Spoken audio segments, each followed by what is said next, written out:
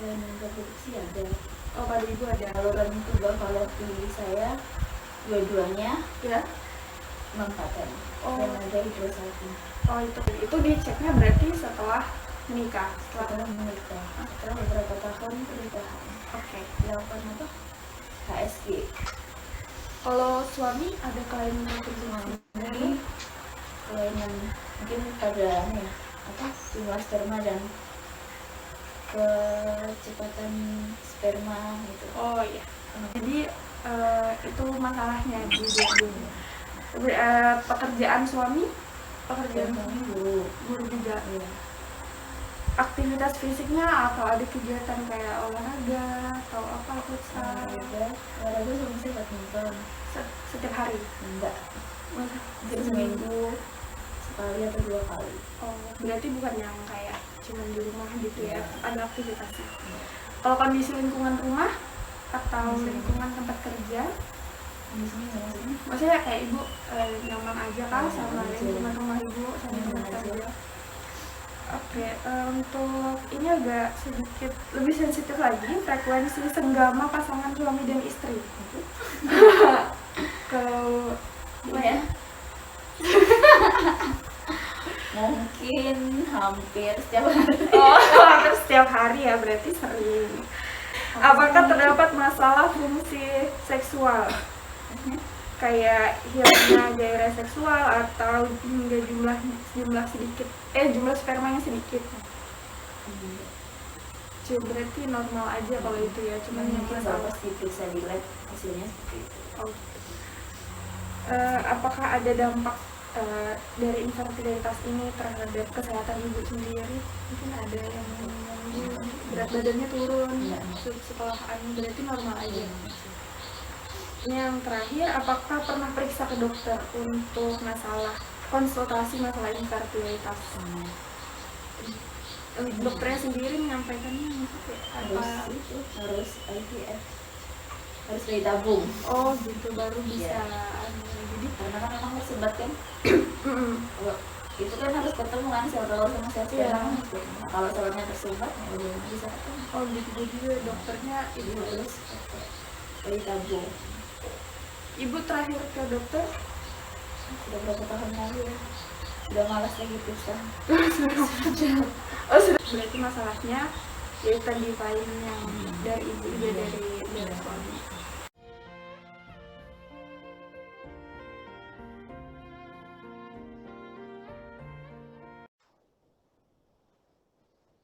Ya, baik, itu dia tadi video hasil wawancara yang dilakukan kepada ibu yang berinisial SW. Dari video tadi dapat kita ketahui sedikit latar belakang dari ibu SW dan suaminya ya. Keduanya sama-sama berprofesi sebagai guru, di mana keduanya sudah menikah sejak tahun 2008 hingga sekarang, dan terhitung sampai saat ini lama pernikahan mereka sudah menginjak 14 tahun. Dari wawancara diperoleh pernyataan narasumber bahwa pasangan infertilitas ini memiliki kelainan reproduksi. Pada Ibu SW, saluran tuba falopi dua-duanya non-paten, sedangkan suami atau Pak SY mengalami kelainan jumlah sperma, yang mana jumlah sperma yang dihasilkan sedikit, dan juga kelainan pada kecepatan sperma. Kemudian ditemukan faktor eksternal yang memicu infertilitas pada suami.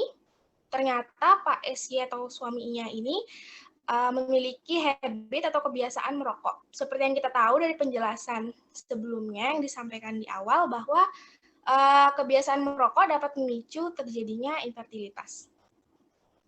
Nah, permasalahan infertilitas pada pasangan tersebut untungnya tidak berdampak pada kesehatan secara umum. Dari salah satu solusi yang mungkin dijalani untuk mendapatkan keturunan yaitu melalui program bayi tabung. Oke, baik, presentasi kelompok kami sudah sampai pada bagian akhir. Di sini saya akan menyampaikan hasil dan kesimpulan dari presentasi kami pada pagi hari ini. Infertilitas adalah gangguan kesuburan yang harus diwaspadai oleh pasangan suami istri, infertilitas merupakan salah satu penyebab sulitnya pasangan untuk memiliki keturunan. Meski infertilitas berkaitan dengan kehamilan, kondisi infertilitas tidak hanya dapat dialami oleh perempuan, namun juga dapat terjadi pada laki-laki seperti yang terjadi pada responden yang kami wawancarai. Penyebab infertilitas pada istri disebabkan oleh penyumbatan tuba falopi. Tuba falopi yang tersumbat menyebabkan sperma tidak dapat bertemu dengan sel telur di dalam rahim, sehingga proses pembuahan tidak dapat terjadi. Sehingga yang harus digarisbawahi adalah infertilitas bukan hanya masalah pada wanita, namun pria juga bisa mengalaminya. Sekitar 30% kasus infertilitas adalah disebabkan oleh masalah ketidaksuburan pada pria. Penyebab infertilitas pada suami responden disebabkan oleh gangguan hormonal, yaitu memiliki kelainan pada jumlah sperma dan kecepatan sperma. Pasangan suami istri tersebut baru melakukan pemeriksaan ke dokter setelah beberapa tahun pernikahannya dan disarankan untuk melakukan program bayi tabung. Oleh karena itu, untuk memastikan penyebab infertilitas yang dialami, segera periksakan diri Anda dan pasangan ke dokter sebelum melakukan pernikahan agar terhindar dari masalah ini. Adapun faktor lain yang meningkatkan resiko terjadinya infertilitas pada pasangan suami istri yaitu penambahan usia, kebiasaan merokok pada suami, dan istri terpapar asap rokok. Nah, jadi selama presentasi kelompok kami telah membahas seputar infertilitas, mulai dari pengertian dan jenis-jenis infertilitas, penyebab, dampak, faktor, hingga penanganan infertilitas. Sebelum kami mengakhiri presentasi pada hari ini, apakah dari teman-teman ada yang ingin ditanyakan? Apabila ada pertanyaan, mungkin teman-teman bisa raise hand terlebih dahulu.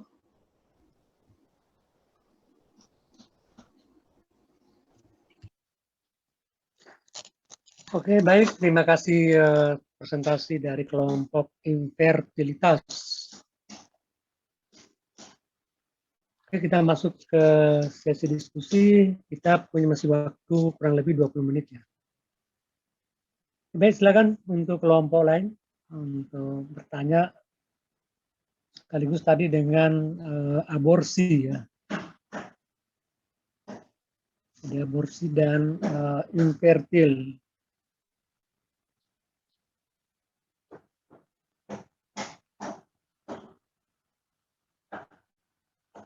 Ya, silakan kelompok lain. Satu atau setiap kelompok satu pertanyaan.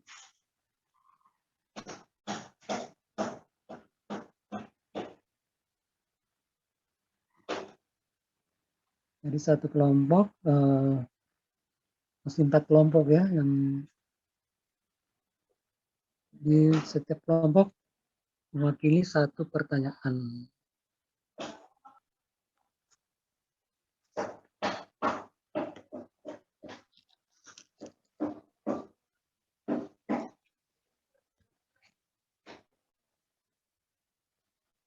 Oke, yang lain silakan.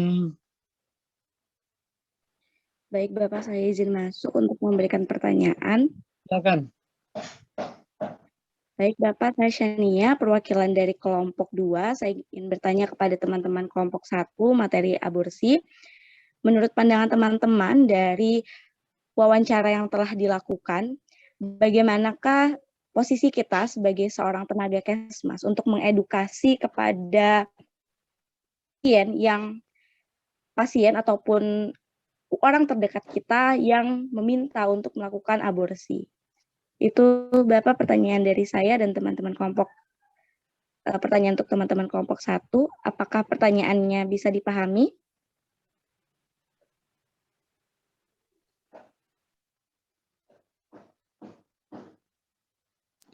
Mohon maaf, apakah boleh diulang sekali lagi? Baik, boleh. Jadi pertanyaan dari saya, menurut pandangan dari teman-teman kelompok 1, bagaimanakah posisi kita sebagai seorang tenaga kesmas untuk bisa mengedukasi pasien atau mungkin masyarakat terdekat di sekitar kita yang meminta untuk melakukan aborsi? Terima kasih. Baik, terima kasih atas pertanyaannya. Izinkan kelompok 1 untuk berdiskusi. menjawab pertanyaan dari Saudari Sania. Baik, Citra.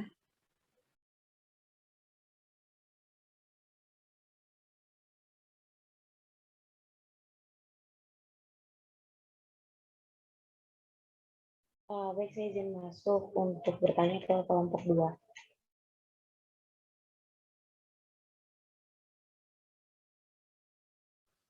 Baik, silakan. Baik, terima kasih. Kelompok 2-nya.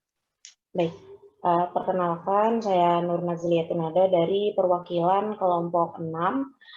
Izin bertanya kepada kelompok 2. Tadi kan kelompok 2 menjelaskan gitu bahwa di latar belakang dikatakan bahwa tidak semua pasangan yang sudah menikah dapat dengan mudah diberikan anak karena adanya masalah infertilitas.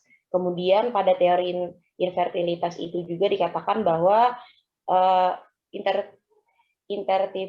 infertilitas itu merupakan suatu kegagalan memperoleh kehamilan pada pasangan yang telah menikah dalam waktu 12 bulan atau lebih setelah melakukan hubungan seksual secara teratur tanpa alat kontrasepsi. Nah, kemudian tadi kan pada video wawancara dikatakan bahwa narasumber itu tidak dapat sampai saat ini belum diberi keturunan selama kurun waktu pernikahan 12 tahun. Kalau tidak salah, mohon maaf. Jadi pertanyaan saya, bagaimana cara kita memang membedakan bahwa seseorang itu terkena infertilitas gitu? Karena kan kita tidak mungkin bisa gitu memukul rata bahwa ketika seseorang gitu tidak hamil selama 1-2 tahun dapat kita katakan infertilitas. Kemudian untuk penyebab-penyebab serta dampak dan faktor itu kan lumayan banyak ya teman-teman.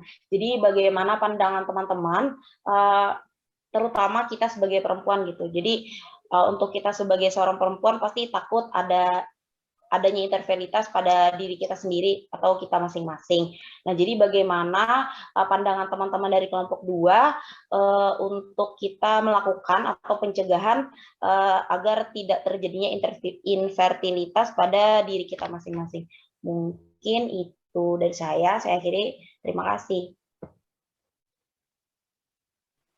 Baik, terima kasih Nada atas pertanyaannya.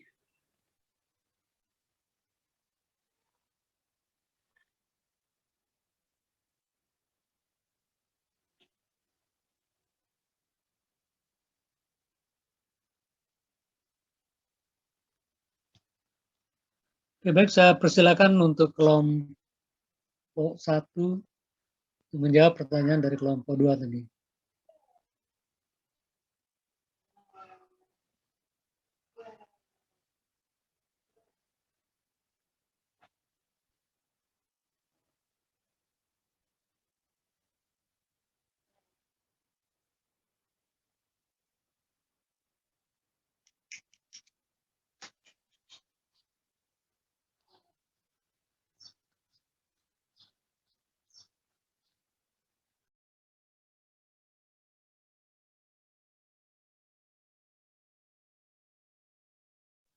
Terus sambil menunggu kelompok 1 dan 2 menjawab pertanyaan.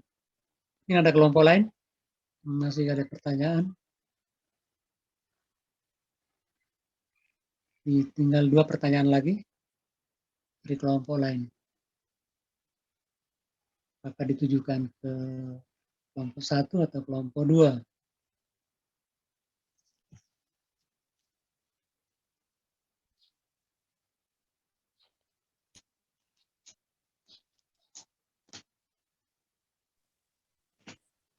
Ya, baik. Saya izin masuk, Bapak. Silakan. Ya, sebelumnya saya mohon maaf dikarenakan tidak dapat mengaktifkan kamera dikarenakan jaringan yang kurang stabil. Saya Nurbaiti Khairunisa dari kelompok 1, izin menjawab pertanyaan dari Sania. Pertanyaannya, menurut pandangan teman-teman, bagaimana posisi kita sebagai tenaga kesehatan masyarakat kepada pasien ataupun terhadap orang terdekat kita yang ingin melakukan aborsi? Menurut kami sebelumnya mungkin kita sebagai tenaga kesehatan masyarakat, kita harus memberikan edukasi terlebih dahulu mengenai kesehatan reproduksi maupun seks untuk mencegah adanya kehamilan di luar pernikahan yang dapat mengurangi tingkat aborsi. Selain itu, apabila sudah terjadi kehamilan di luar pernikahan, kita dapat memberikan edukasi mengenai dampak-dampak yang mungkin terjadi apabila melakukan aborsi. Mungkin itu dari saya. Apabila dari teman-teman kelompok 1 ada yang memberikan tambahan, saya persilahkan.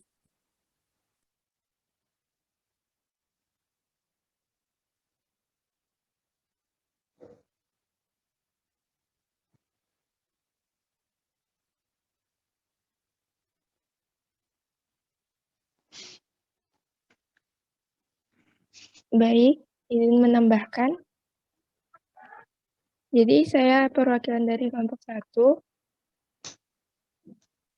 Menurut saya ini kita sebagai Kesmas dapat memberikan konseling yang memadai pada pasien yang meminta aborsi, tanpa berusaha menggurui atau menghakimi.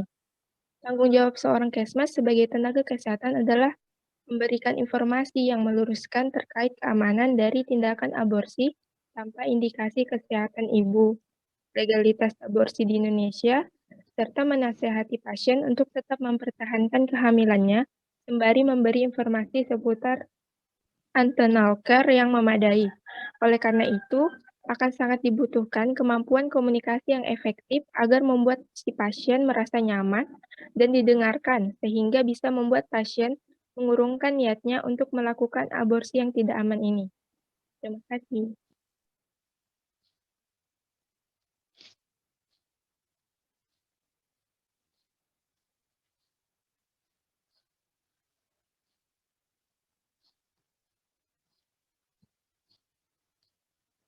Ya, mungkin saya tanyakan kepada Sania, apakah jawabannya sudah cukup? Baik, sudah cukup. Terima kasih teman-teman kelompok 1 atas jawabannya.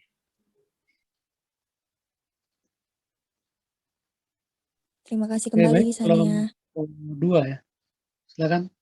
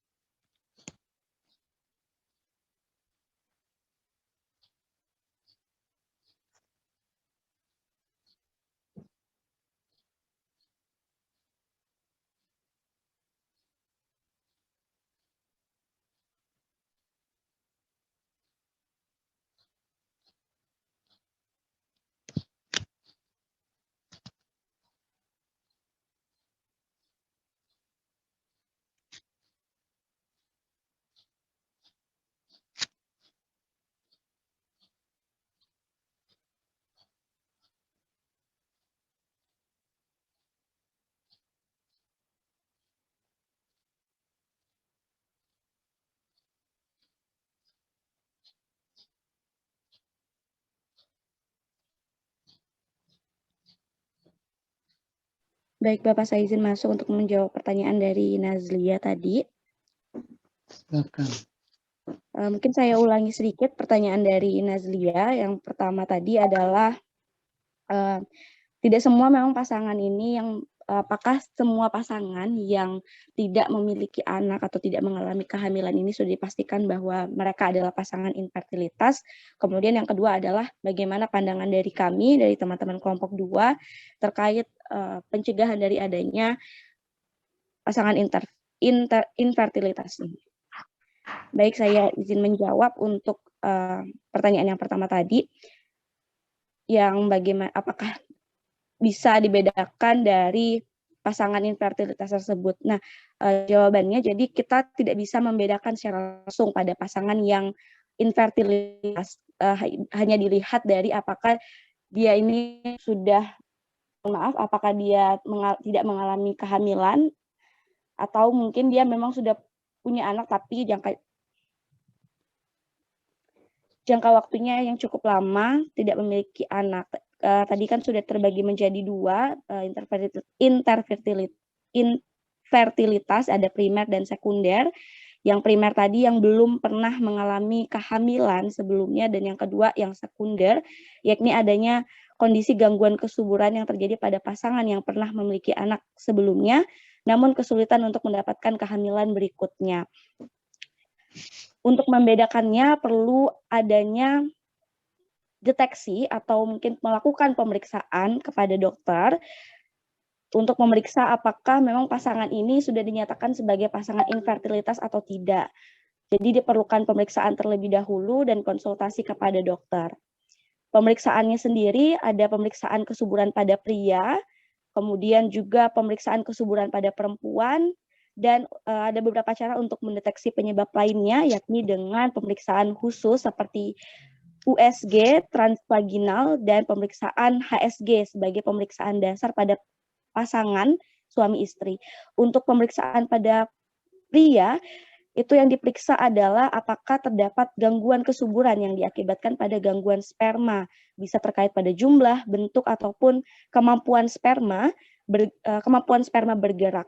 Jika dilihat dari hasil wawancara tadi, dikatakan bahwa terdapat gangguan pada sperma pada suami tersebut yang mana jumlahnya itu sedikit, sehingga itu juga menjadi salah satu faktor mengapa bisa terjadi infertilitas. Kemudian juga pada istri itu terdapat gangguan, tadi ada gangguan pada bagian tuba Pavlovi, sehingga itu juga bisa menjadi faktor atau penyebab pasangan tersebut menjadi pasangan infertilitas. Dan kemudian juga pasangan tersebut sesuai dengan hasil wawancara tadi juga telah melakukan pemeriksaan kepada dokter, seperti itu. Kemudian untuk yang kedua tadi, bagaimana pandangan kami terkait pasangan infertilitas, bagaimana cara pencegahannya? Banyak sekali cara pencegahan sebenarnya untuk kita mencegah terjadinya infertilitas. Maka dari itu tadi sudah disampaikan juga pada sesi presentasi, dikatakan bahwa perlu ada pemeriksaan terlebih dahulu sebelum melakukan pernikahan, agar memeriksa bagaimana kesuburan dari pria maupun perempuan, sehingga nantinya jika memang terdapat gangguan atau masalah terhadap kesehatan reproduksinya bisa diobati terlebih dahulu atau diobati terlebih dahulu sehingga nantinya pada saat sudah menikah bisa terjadi kehamilan. Selain itu juga pencegahannya itu harus kita lakukan pada pola hidup kita sendiri, maka dari itu perlu untuk ini melakukan perilaku hidup bersih dan sehat, kemudian juga untuk menjaga kesehatan diri kita dengan tidak merokok, menghindari alkohol dan obat-obatan yang terlarang, membatasi penggunaan atau pengonsumsian kafein, rajin untuk berolahraga dan beraktivitas fisik, dan juga menghindari berat badan yang ekstrim karena kelebihan ataupun kekurangan berat badan itu dapat mempengaruhi produksi hormon dan dapat menyebabkan kemandulan. Seperti itu, apakah dari teman-teman kelompok 2 ada yang ingin menambahkan? Saya persilahkan.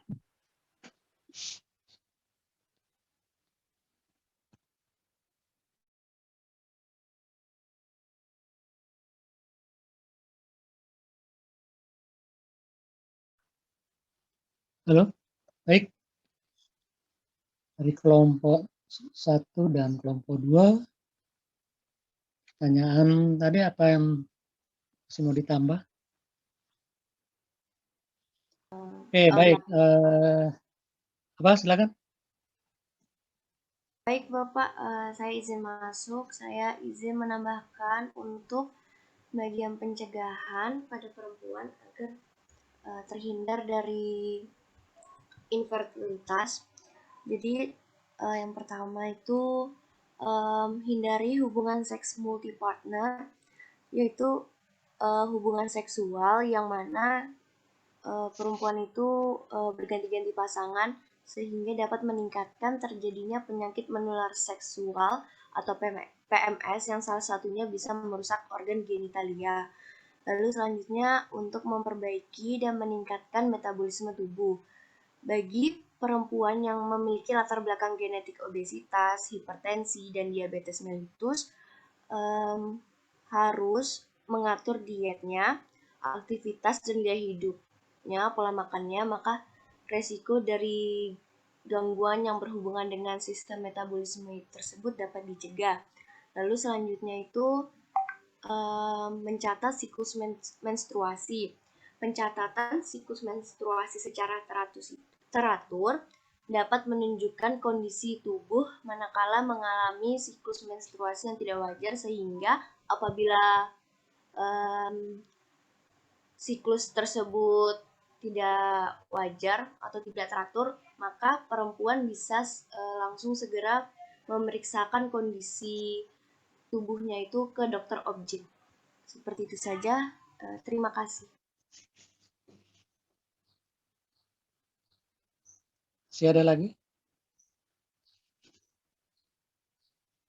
Oke, baik. Kalau sudah tidak ada, bisa sedikit menyimpulkan ya dari beberapa hal yang terkait dengan yang pertama dulu aborsi. Ya. Aborsi untuk Indonesia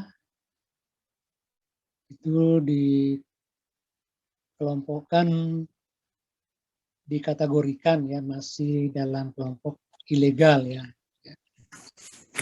Kecuali dengan izin dokter ya. Tapi kalau di negara-negara maju atau negara di luar sana, aborsi itu legal ya. Jadi siapa saja yang mau melakukan aborsi itu tidak menjadi permasalahan ya. Nah, untuk Indonesia aborsi kriminalis tadi ya.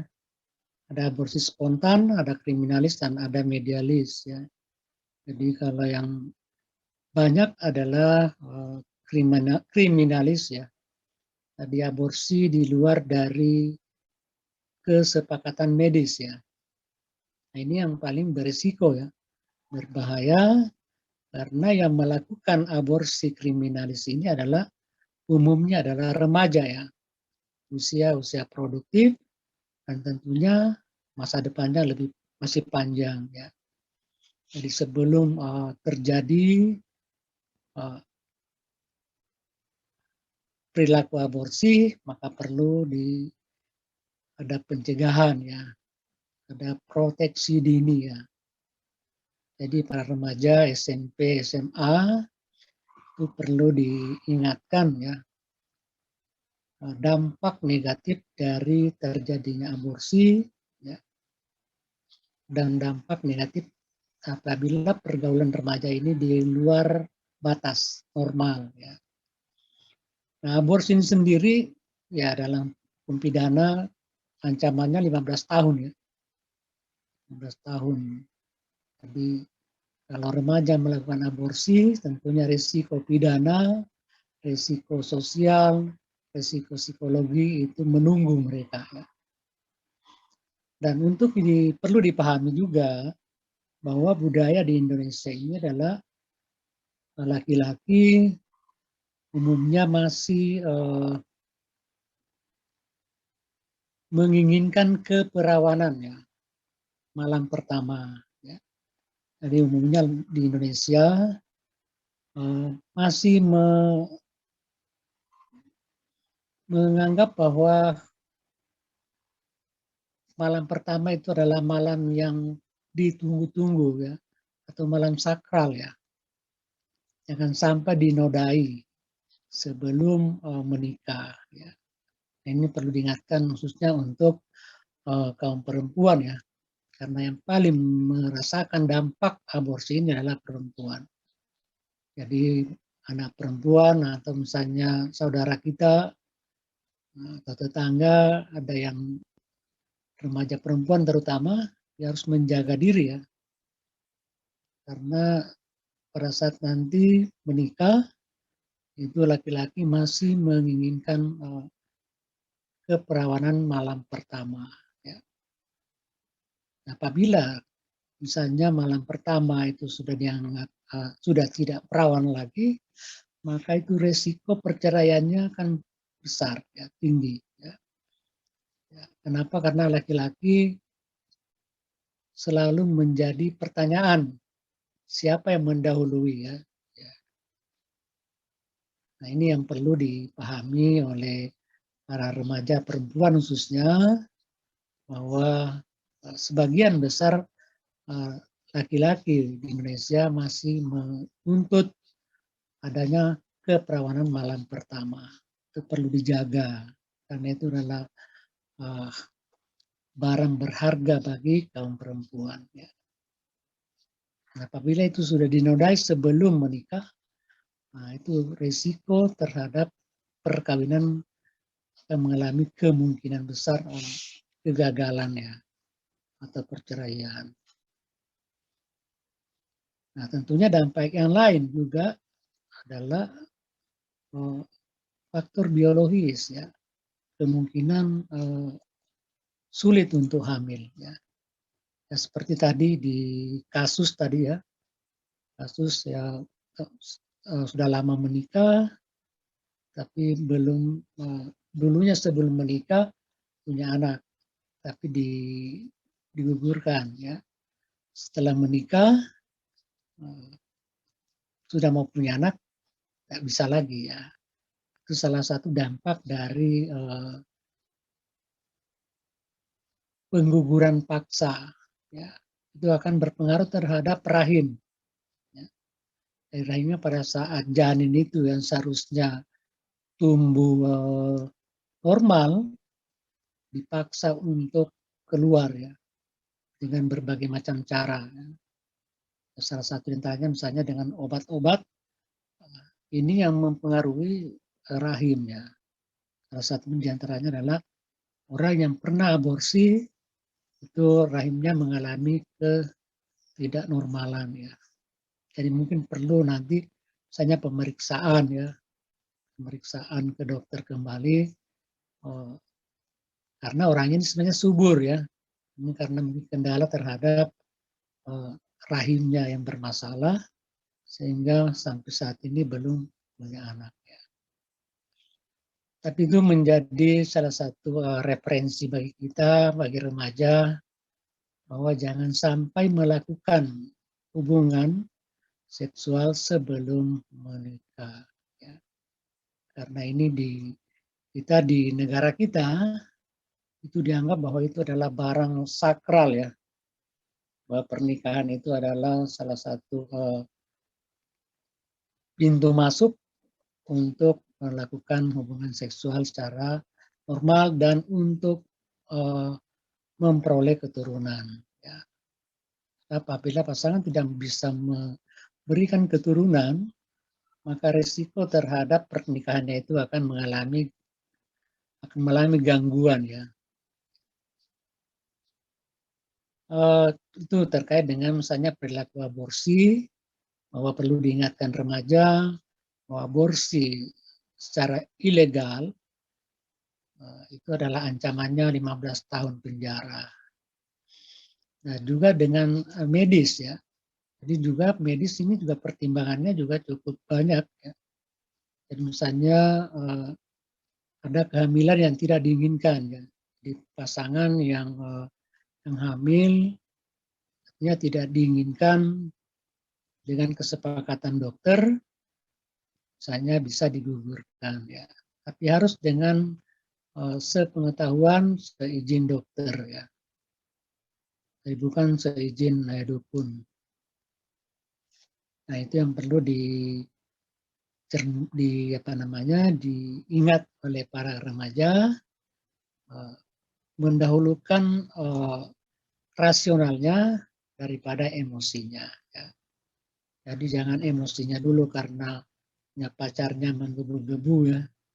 Seperti yang kasus tadi itu ya, pembelajaran bagi kita, jangan sampai terjadi yang berikutnya gitu ya. Baru kenal 2 bulan sudah berani ya, berani memberikan. Laki-laki memang tempatnya untuk merayu ya, meminta dan sebagainya. Tapi perempuan harus kuat, harus tegas ya, bahwa risiko yang akan ditanggung itu banyak. Jadi itu perlu diingat bagaimana orang tuanya, bagaimana masa depannya, nah, itu perlu dipertimbangkan ya. Walaupun misalnya emosionalnya, jadi perlu diingatkan ya. Perempuan harus mengingatkan pasangannya, mempertahankan dirinya, nanti mau menikah, nanti diberikan setelah menikah. Kalau memang dia selalu menuntut itu, ya lebih baik diputus saja ya.